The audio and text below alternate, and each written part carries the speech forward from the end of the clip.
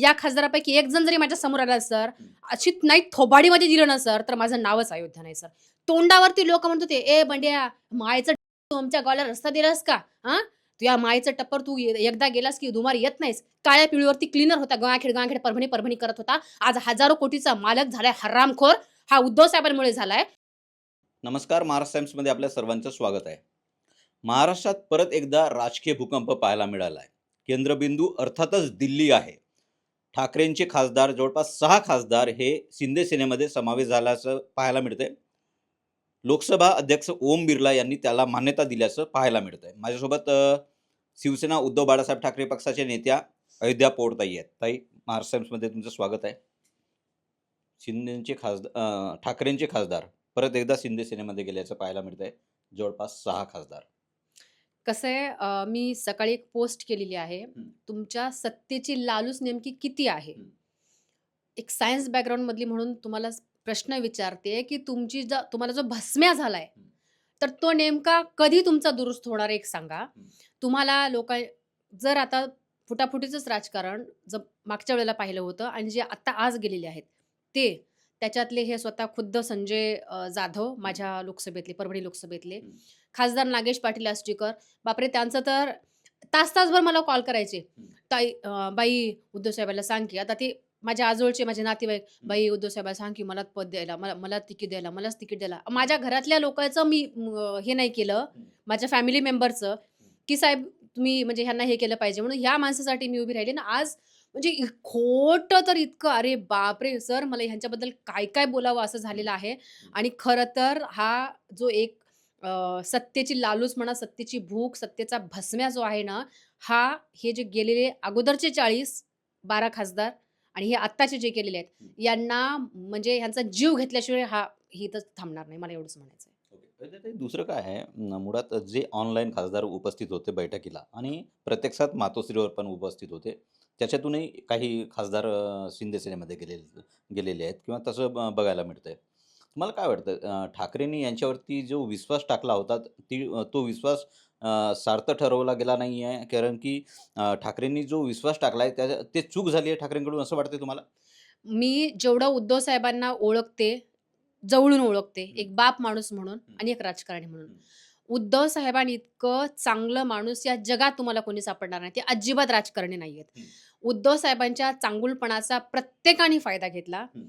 उद्धव साहेब पक्षप्रमुख म्हणून, कुटुंब प्रमुख म्हणून आपल्या पक्षातल्या साध्या शिवसैनिकापासून ते या खासदार, आमदार, नेत्यांपर्यंत प्रत्येकावरती उद्धव साहेबांनी विश्वास ठेवला. हं. आणि वारंवार म्हणजे एखाद्याच्या चांगुलपणाचा किती तुम्ही फायदा घेणार आहात? हं. लगेच त्यांच्या चांगुलपणाच्या पाठीमध्ये खंजीर खुपसायचा. हं. तुम्हाला लाज वाटत नाही का? हं. उद्या जेव्हा जे तुम्ही उद्धव साहेबांसोबत वागत आहात, ते सगळं तुमच्यासोबत होणार आहे.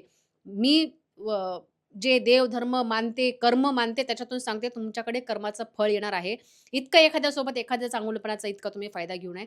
अरे तुमची लायकी, जसं संजय राऊत साहेब म्हणाले, तुमची रिक्षात बसायची लायकी नव्हती. उद्धव साहेबांनी तुम्हाला पार 50-50 खोक्यांपर्यंत नेऊन ठेवलं हं. आणि तुम्हाला लाजा वाटत आहेत का? मला तर सर एवढ्या अशा शिव्या यायला लागल्यात ना, पण काय करावं सर? देऊ शकत नाही. पण इतका महाहरामखोरपणा मला असं वाटतं, सर मी तुमच्या माध्यमातून एक खूप म्हणजे जबाबदारीने एक शब्द बोलते. हं. या खासदारापैकी एक जण जरी माझ्या समोर आला सर, हं. अशी नाही थोबाडीमध्ये दिलं ना सर, तर माझं नावच अयोध्या नाही सर. इतका माझ्या तळपायाची आग मस्तकाला गेली. तुम्हाला उद्धव साहेबांनी काय दिलं नाही? परवाच्या दिवशीच आदित्य साहेब म्हणाले, की "आम्ही तुमच्यावरती आंधळा विश्वास ठेवला." एखाद्याच्या विश्वासाचा तुम्ही इतका गैरफायदा घेता, लाज वाटू नका. अरे किती हरामखोर आहात तुम्ही. असं वाटतं सण 2-4 थोबाडीमध्ये द्यावं, इतका राग येतोय, की तुम्ही उद्धव साहेबांच्या चांगुलपणाचा असा फायदा घेतला तुम्ही त्याबद्दल. म्हणताय चांगुलपणाचा फायदा घेतलाय. ज्या एकंदरीतच बैठका झाल्या किंवा यापूर्वीचा एकंदरीतच उद्धव ठाकरेंना जो अनुभव होता, उद्धव ठाकरे मनधरणी करण्यात त्यांच्या संदर्भात असेल किंवा आमदारांसंदर्भात असेल. आता सध्या खासदारांची चर्चा भरपूर होती मागील काही दिवसांपासून. मनधरणी करण्यात अपयश आलं ठाकरेंना? सर मनधरणी करायचं म्हणजे नेमकं काय करायचं? म्हणजे आदित्य ठाकरे, तेजस ठाकरे या आपल्या स्वतःच्या मुलांना बाजूला करून, ह्यांना दत्तक घेऊन ह्यांना मुलं करायचं होतं का? इतकं एवढीच आता फक्त मनधरणी करायची बाकी राहिलेली होती. हे लोकं जसं म्हणतील तसं उद्धव साहेबांनी केलं. साहेब असं, ओके. साहेब तसं. आता मी अ, संजय जाधव आणि नागेश पाटील आष्टीकर यांच्या प्रोसेसमध्ये मी होते. म्हणजे उद्धव साहेब फक्त असं ऐकत होते आणि ते जे सांगत होते, "साहेब हे असं करायचं." उद्धव साहेब, "ओके." "साहेब हे असं करायचं." "ओके." म्हणजे सगळे काही वाक्य किंवा सगळं काही प्रोसिजर त्यांची होती आणि उद्धव साहेब त्यांना फक्त ओके म्हणायचं होतं. अजून काय मनधरणी करायचं होतं? मराठवाड्यामध्ये जसे आपल्या घरामध्ये एखादा जेंट्स आपल्या घरातल्या लेकराला खांद्यावर घेऊन नाचतो, तसं नाचायचं होतं म्हणजे तुम्हाला मनधरणी झाली असती. अरे सर, मी एवढी चिडलेली आहे ना ह्या लोकांवरती, त्याच्यामुळे माझ्या तोंडातून काय शब्द बाहेर जातात ना, मला काही हे होत नाही. पण पुन्हा एकदा मी सांगते, हे लोकं माझ्यासमोर येऊ दे. सर माझ्याच नाही, कुठल्याही ठाकरेवरती, मातोश्रीवरती प्रेम असलेल्या शिवसैनिकाच्या समोर ह्यांनी यावं सर. त्या प्रत्येक शिवसैनिकाच्या हातामध्ये दंडूक असेल सर, मी एवढंच म्हणेल. दुसरी गोष्ट, आज एक तुम्ही ट्विट केलंय किंवा एक्स पोस्ट केली आहे, स्वयंघोषित बॉस नेमका कोण आहे? बंड्या, ज्याला आमच्याकडे बंडू म्हणतात. स्वयंघोषित बॉस सर. तो आत्ता जो म्हणजे एका संविधानिक पदावरती अगोदर 2 वेळेस आमदार, तिसऱ्यांदा खासदार. सर जेव्हा मी त्याच्या प्रचाराला गेले होते, मी आवर्जून एका दुसऱ्या पक्षातल्या पदाधिकाऱ्याचा मी तुम्हाला उल्लेख करते. प्रशांत गायकवाड म्हणून काँग्रेस पक्षामध्ये युथचे ते हे आहेत, सचिव आहेत. ते माझ्यासोबत प्रचाराला होते याच्या. आणि आम्ही तांड्या-तांड्याने ज्यावेळेस गेलो होतो, तर लोकांनी, हे माझं वाक्य नाही, मी लोकांचं वाक्य आहे ना, ॲज इट इज, हे आमच्या परभणीची भाषा आहे आणि विनंती आहे की आपण असं ॲज इट इज जाऊ देणार आहात. तोंडावरती लोकं म्हणत होते, "ए बंड्या, मायचं तू आमच्या गावाला रस्ता दिलास का? हां? तुझ्या मायचं टप्पर तू एकदा गेलास की दुबार येत नाहीस." हे आमच्या गावाकडच्या म्हणजे आमच्या लोकसभेतल्या लोकांचे, वयस्कर लोकांचे त्याला शब्द होते. आणि हा कानकोंड्यासारखं, "बरं, जाऊ द्या, जाऊ द्या आता. मी राहिलो की उद्धव ठाकरे संग, मग आता द्या मला मत." हा असा होता, याच्यापुढं काहीच बोलत नव्हता. माझ्यासोबत साधना राठोड म्हणून होत्या, त्या सुद्धा म्हणत होत्या, "बॉसला लोकं किती शिव्या द्यायला लागलेत." आम्ही तांड्या-तांड्यामध्ये गेले. सर माझ्या गाडीचे टायर खराब झाले. माझ्याच नाही, जे लोकं त्यांच्या प्रचारासाठी गेले सर, अगोदर 2 वेळेस आमदार, तिसऱ्यांदा खासदार.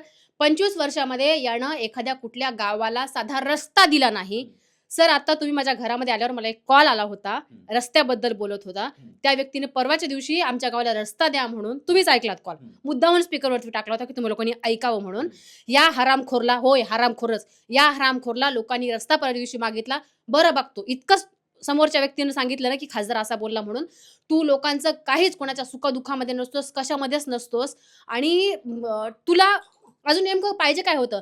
तू ज्या ह्याच्यातून आलास ना सर, मला ह्याचं काय सांगायचं आहे, याला मी लहानपणापासून, माझ्या जन्मापासून ओळखते.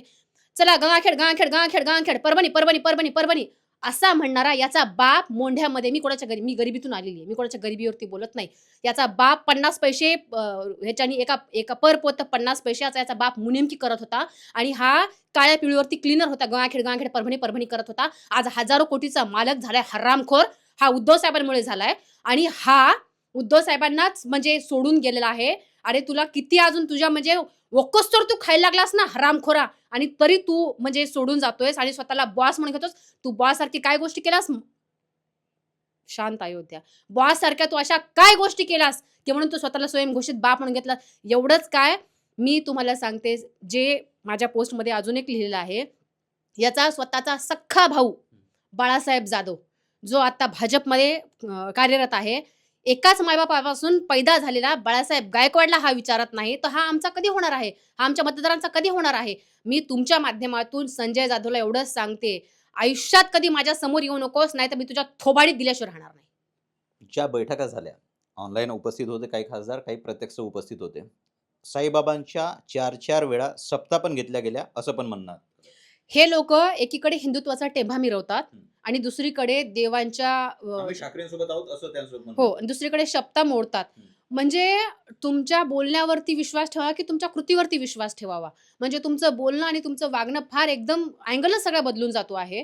लाज वाटत नाही का की तुम्हाला जायचं होतं ना, सरळ सांगायचं होतं, आम्हीच जातोय. जर स्वतःला तुम्ही वाघ म्हणून घेताय ना, ऑपरेशन टायगर ज्याला नाव दिलेलं आहे, तुम्ही वाघ होतात आणि खरंच तुम्ही खानदानी जर तुम्ही लोक होतात ना, तर उद्धव साहेबांच्या समोर छाती ठोकपणे सांगायचं होतं की आम्हीच जातोय. इतके तुम्ही नामर्द झालात की म्हणून तुम्ही पाय लावून पळालात. मी मोठ्या साहेबांची शिवसैनिक, बालशिवसैनिक होते. या साहेबांची शिवसैनिक आहे, या साहेबांची रणरागिणी आहे. माझे शब्द मी जे वापरलेत, ते माझे शब्द मी कधी माघार घेणार नाही. हे असे नामर्देपणा असा तुम्ही करायचा नाही. समोर सांगायचं होतं जे तुम्ही केलात. ठाकरेंचे 6 खासदार जवळपास आता शिंदेसोबत गेलेत, पण त्याच्यातला निष्ठावान राजाभाऊ वाजे मात्र ठाकरेंसोबत आहे. ज्या ह्या काही दिवसांपासून आम्ही तुमच्या सगळ्यांच्या माध्यमातून ऑपरेशन टायगर आम्ही ऐकतो आहोत. त्यातले एक स्वयंघोषित बॉस बंड्या, आमचा खासदार, हं. तो म्हणायचा, "प्रश्नचिन्ह आणि आज मी इथं आहे, उद्याचं माहीत नाही." अरे मग हरामखोरा तू तेव्हाच सांगायचा होतास ना, की मी नाही म्हणून. खरं तर सर माझ्याकडून एक चूक झालेली आहे 2023 मध्ये. आम्ही परभणी, हिंगोली, नांदेड शिवसंवाद दौऱ्याला मी, संजय जाधव, ज्योती ठाकरेताई, सुजित मिंचेकर आणि नितीन बानगुडे साहेब आम्ही दौऱ्याला एकत्र होतो. हा ज्यावेळेला हिंगोलीला म्हटला होता, उद्धव साहेबांवरती ज्यावेळेस त्यानं टीका केलेली होती, तुम्हा सगळ्यांनीच आहे ती अजूनही ऑन रेकॉर्ड. तेव्हाच सर मी उठून याच्या थोबाडीमध्ये द्यायला पाहिजे होतं, की तू ज्या पक्षाचा खासदार आहेस, ज्या उद्धव साहेबांसोबत तू राहिलेला आहास आणि तू त्याच उद्धव साहेबांवरती इथं सगळ्या पब्लिकच्या समोर तू टीका करतो आहेस. तेही आम्ही त्याचं हे केलेलं आहे. तसंच जो हा म्हटला, की मी प्रश्नचिन्ह देतो आहे, तसंच बाकीचे सगळे जे खासदार होते, त्यांनी समोर येऊन जसं हे म्हणाले, वाजे दादा म्हणाले, की मी उद्धव साहेबांसोबतच आहे. तसं तुम्ही का म्हणाला नाहीत? तुम्ही यायचं होतं समोर, तुम्ही सांगायचं होतं, की आम्ही नाही बघू वगैरे. इतकं तरी तुम्ही बघायचं होतं. म्हणजे आम्हाला कळलं असतं, की तुमच्या बोलण्यामध्ये ती स्पष्टता नाही. म्हणजे तुम्ही जाणार आहात. तुम्ही विकले गेलेले आहात. का तुम्ही मी पुन्हा एकदा सांगते, जे खानदानी लोकं असतात, जे घरंदाज लोकं असतात, ती कुठलीही गोष्ट करायला घाबरत नाहीत. ते समोरासमोर करतात. जे नामर्द असतात, जे असतात, तेच असे चाळे करतात. धाराशिवचे खासदार ओमराजे निंबाळकर किती आपण बघायला गेलं तर ठाकरेंसोबतची निष्ठा किंवा बरेच दाखले देत होते. मात्र शिंदेंसोबत गेलेत. कसं आहे आता सकाळी राऊत साहेबांकडूनच आम्हाला कळलं, हं. की त्यांच्यावरती जो दबाव टाकलेला गेलेला आहे. आहे को त्यांच्यावर दबाव असं कोण वाटतंय? असू शकतो ना सर. काल जे जजमेंट येणार होतं हं, त्यांच्या वडिलाच्या खुनाच्या प्रकरणी, हं. तर ते जे दुसरे आरोपी होते, राणाचे वडील, त्यांचं ते स्ट्रेचरवरतून बाहेर काढतायत त्यांना त्या ॲम्ब्युलन्समधून. तोपर्यंतच इकडे तारीख येते आम्ही तुमच्या माध्यमातून बघतोय, की 20 तारीख दिली म्हणून. याचा अर्थ काय होतो? म्हणजे तुम्ही कुठल्या ना कुठल्या पद्धतीनं तुम्ही त्यांना हेच केलं, प्रेशरच केलं असेल ना, की तुम्हाला ह्या लोकांना जर तुम्हाला सजा द्यायची असेल किंवा निकाल तुमच्या बाजूने लावून घ्यायचा असेल, तर तुम्ही असं करा. असंही होऊ शकतं. कारण ज्या पद्धतीने आम्ही सकाळी संजयराव साहेबांकडून ऐकलं आणि त्यांचे सोर्सेस हे अगदी खरे असतात. त्याच्यामुळे मला वाटतं, की होय, की ओमराजे निंबाळकरांवरती हा असा दबाव असेल म्हणून. सध्या परत एकदा गद्दार आणि 50 खोक्याची चर्चा परत सुरू झाली आहे. संदीप देशमुख नावाचे एक कार्यकर्ते आहेत ओमराजेंचे. गद्दार म्हणून संबोधलंय त्यांनी. Facebookवरून डिवचलंय त्यांना. अगदी सर, हे गद्दारच आहेत ना. जो व्यक्ती म्हणजे तुम्हाला ठाकरेंनी काय नाही दिलं? ठाकरेंनी तुम्हाला मध्ये आणलं. तुम्हाला नाव, मान, पान, इज्जत, पैसा सगळं काही तुम्हाला ठाकरेंनी दिलं. सगळं काही तुम्हाला मातोश्रींनी दिलं आणि तुम्ही त्या मातोश्रीच्या पाठीमध्ये खंजीर खुपसून तुम्ही जाता? तुम्हाला लाज वाटत नाही? हे गद्दारच आहेत आणि नुसते गद्दार नाही, हे हरामखोर गद्दार आहेत. मी एवढं म्हणेल. सध्या ज्या प्रकारे ऑपरेशन टायगर होत आहेत किंवा इतर गोष्टी होत आहेत महाराष्ट्रामध्ये राजकीय भूकंप घडत आहेत. तुम्हाला काय वाटतंय शिंदे मामांची तुमच्या शिंदे मामांची ताकद वाढते आहे आणि काही मुख्यमंत्रीपद खुणावतंय असं वाटतंय तुम्हाला?